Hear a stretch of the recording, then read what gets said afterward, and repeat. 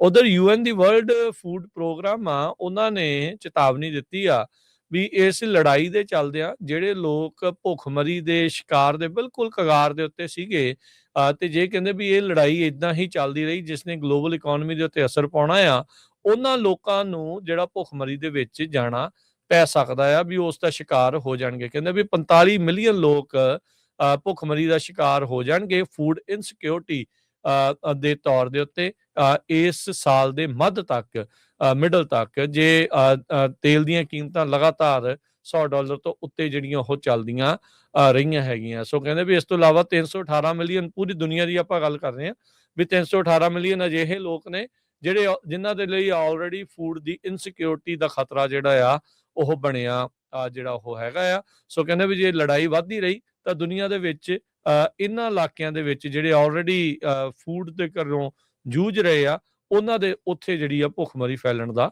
ਖਦਸ਼ਾ ਜਿਹੜਾ ਉਹ ਹੋਵੇਗਾ।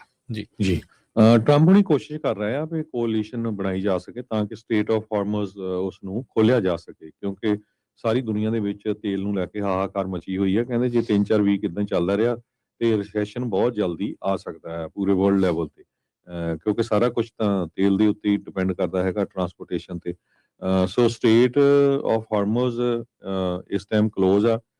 ਕੁਛ ਕੁ ਜਹਾਜ਼ਾਂ ਨੂੰ ਉਹ ਲੰਘਣ ਦੇ ਰਹੇ ਹੈਗੇ। ਉਹ ਕਹਿੰਦੇ ਵੀ ਆਪਾਂ ਅਮਰੀਕਾ ਦੇ ਜਾਂ ਅਮਰੀਕਾ ਦੇ ਜਿਹੜੇ ਸਹਾਇਕ ਮੁਲਕ ਆ ਉਹਨਾਂ ਦਾ ਜਿਹੜਾ ਕੋਈ ਵੀ ਟੈਂਕਰ ਆ ਉੱਥੋਂ ਲੰਘਣ ਨਹੀਂ ਦੇਣਾ ਹੈਗਾ। ਯੂਐਸ ਮਿਲਟਰੀ ਹਜੇ ਵੀ ਐਂਟੀ ਸ਼ਿਪ ਪੋਜੀਸ਼ਨ ਦੇ ਉੱਤੇ ਸਟ੍ਰਾਈਕ ਕਰ ਰਹੀ ਆ। ਜਰਮਨੀ, ਇਟਲੀ, ਜਾਪਾਨ, ਉਹਨਾਂ ਨੇ ਤਾਂ ਰੂਲ ਆਊਟ ਕਰਤਾ ਕਿਸੇ ਤਰ੍ਹਾਂ ਦੀ ਆਪਾਂ ਹੈਲਪ ਨਹੀਂ ਭੇਜਣੀ ਹੈਗੀ। ਟਰੰਪ ਹੁਣੀ ਯੂਕੇ ਦੇ ਪ੍ਰਾਈਮ ਮਿਨਿਸਟਰ ਕੀਅਰ ਸਟਾਰਮਰ ਤੇ ਫਰਾਂਸ ਦੇ ਪ੍ਰੈਜ਼ੀਡੈਂਟ ਇਮੈਨੂਅਲ ਮੈਕਰਨ, ਉਹਨਾਂ ਦੇ ਨਾਲ ਵੀ ਉਹਨਾਂ ਨੇ ਗੱਲਬਾਤ ਕੀਤੀ ਹੈਗੀ ਆ। ਸੋ ਇਹਨੂੰ ਜੇ ਆਪਾਂ ਨਟਸ਼ਲ ਕਹਿੰਦੇ ਜਾਈਏ ਤੇ ਹਜੇ ਕੋਈ ਵੀ ਜਿਹੜਾ ਮੁਲਕ ਆ ਉਹ ਓਪਨਲੀ ਅਮਰੀਕਾ ਦੇ ਹੱਕ ਦੇ ਵਿੱਚ ਨਹੀਂ ਆਇਆ। ਈਵਨ ਆਪਣਾ ਗੁਆਂਢੀ ਮੁਲਕ ਕੈਨੇਡਾ, ਉਹਨਾਂ ਨੇ ਵੀ ਸ਼ਰੇਆਮ ਨਾ ਕਰ ਦਿੱਤੀ ਹੈ ਵੀ ਅਸੀਂ ਅਮਰੀਕਾ ਦੀ ਜਿਹੜੀ ਸਪੋਰਟ ਆ ਉਹ ਨਹੀਂ ਕਰਨੀ ਹੈ। ਜੀ ਜੀ ਬਿਲਕੁਲ।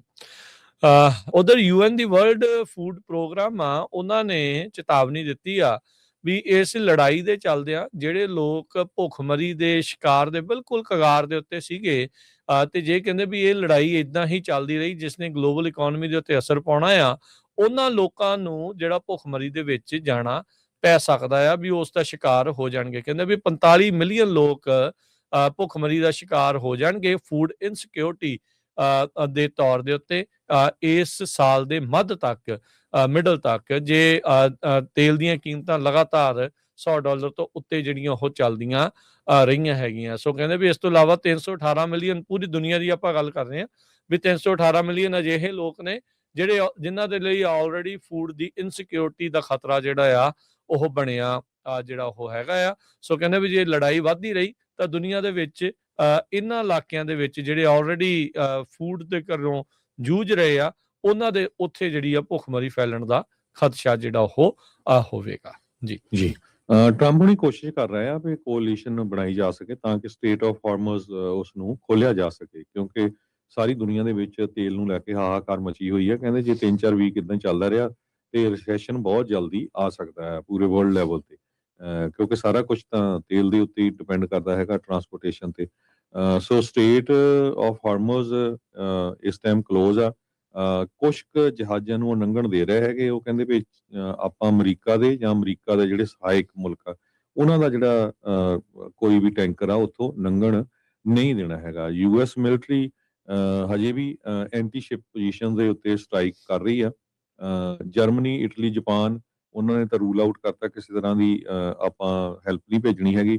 ਟਰੰਪ ਹੁਣੀ ਯੂਕੇ ਦੇ ਪ੍ਰਾਈਮ ਮਿਨਿਸਟਰ ਕੀਅਰ ਸਟਾਰਮਰ ਤੇ ਫਰਾਂਸ ਦੇ ਪ੍ਰੈਜ਼ੀਡੈਂਟ ਇਮੈਨੂਅਲ ਮੈਕਰਨ, ਉਹਨਾਂ ਦੇ ਨਾਲ ਵੀ ਉਹਨਾਂ ਨੇ ਗੱਲਬਾਤ ਕੀਤੀ ਹੈਗੀ ਆ। ਸੋ ਇਹਨੂੰ ਜੇ ਆਪਾਂ ਨਟਸ਼ਲ ਕਹਿੰਦੇ ਜਾਈਏ ਤੇ ਹਜੇ ਕੋਈ ਵੀ ਜਿਹੜਾ ਮੁਲਕ ਆ ਉਹ ਓਪਨਲੀ ਅਮਰੀਕਾ ਦੇ ਹੱਕ ਦੇ ਵਿੱਚ ਨਹੀਂ ਆਇਆ। ਈਵਨ ਆਪਣਾ ਗੁਆਂਢੀ ਮੁਲਕ ਕੈਨੇਡਾ, ਉਹਨਾਂ ਨੇ ਵੀ ਸ਼ਰੇਆਮ ਨਾ ਕਰ ਦਿੱਤੀ ਹੈ ਵੀ ਅਸੀਂ ਅਮਰੀਕਾ ਦੀ ਜਿਹੜੀ ਸਪੋਰਟ ਆ ਉਹ ਨਹੀਂ ਕਰਨੀ ਹੈ। ਜੀ ਜੀ ਬਿਲਕੁਲ।